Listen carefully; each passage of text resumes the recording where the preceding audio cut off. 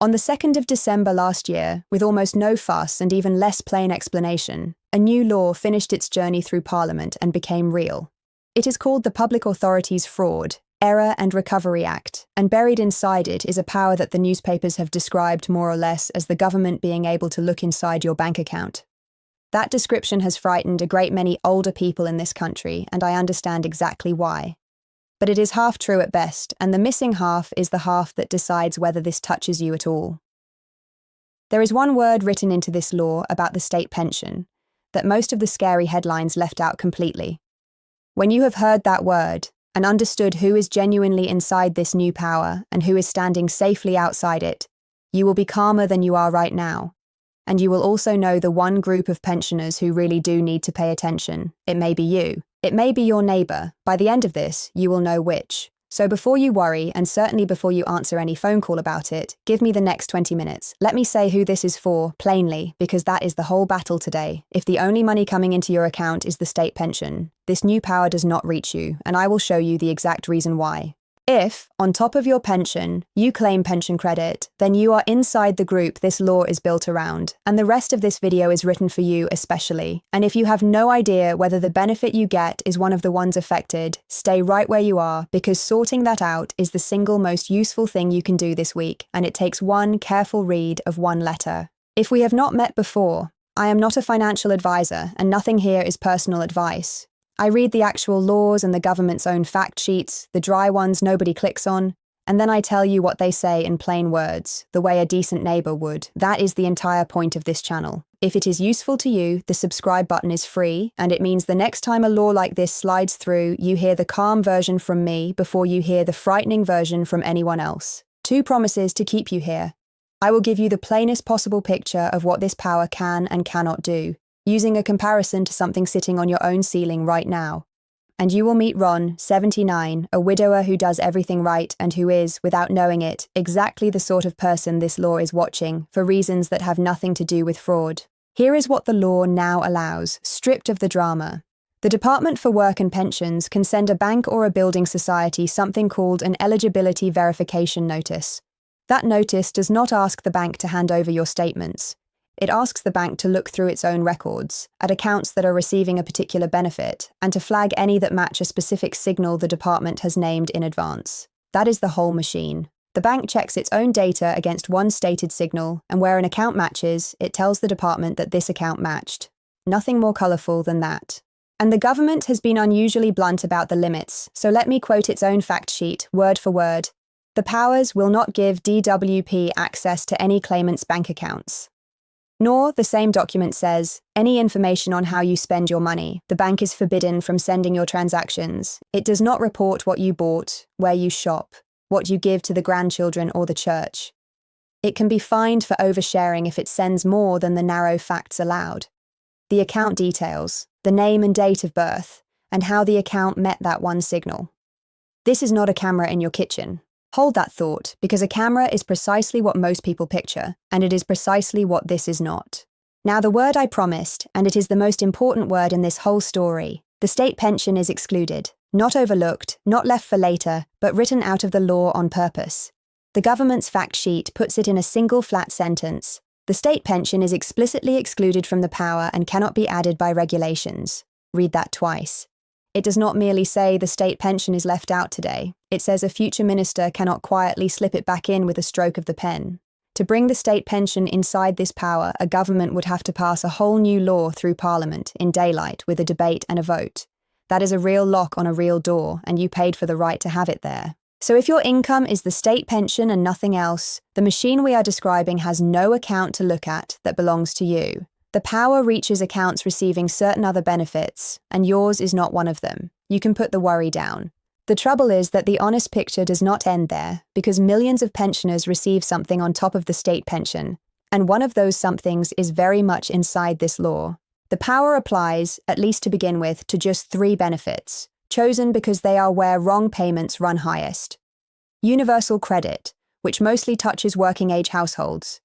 Employment and support allowance, for people who cannot work through illness or disability. And the third one is the reason pensioners cannot simply switch off and walk away: pension credit.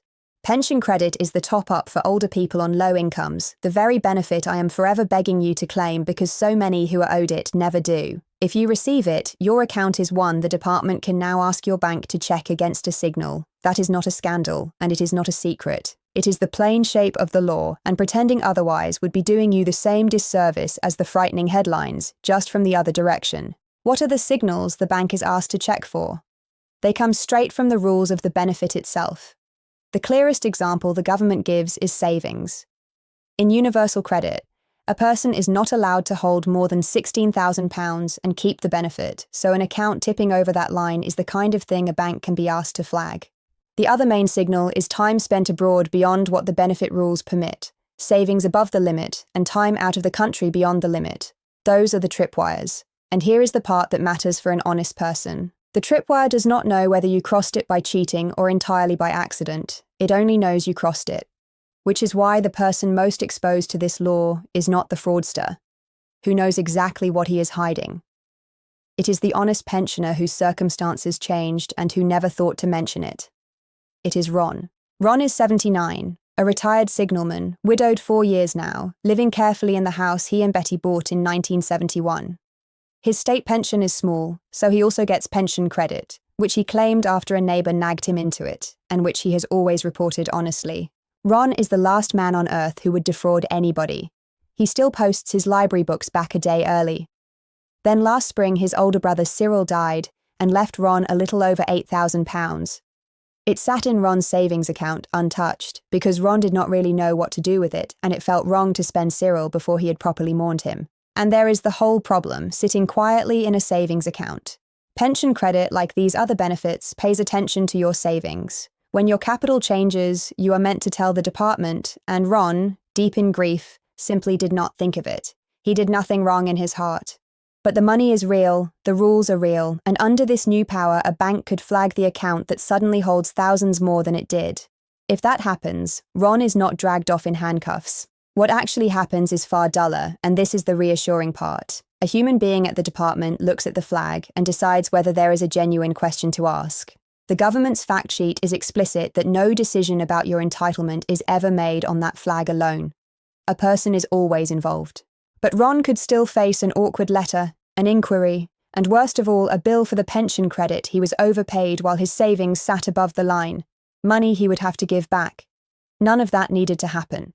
If Ron reports the inheritance the week it arrives, the department simply adjusts his pension credit. No drama, no debt, no flag worth worrying about. The lesson of Ron is not be afraid. The lesson of Ron is tell them when things change, especially now, because the machine that notices has just been switched on. So let me give you the comparison I promised, the one already fitted in your home. This power is a smoke alarm, not a camera. A camera watches everything you do and keeps a record of it. That is what people fear this is, and it is not that.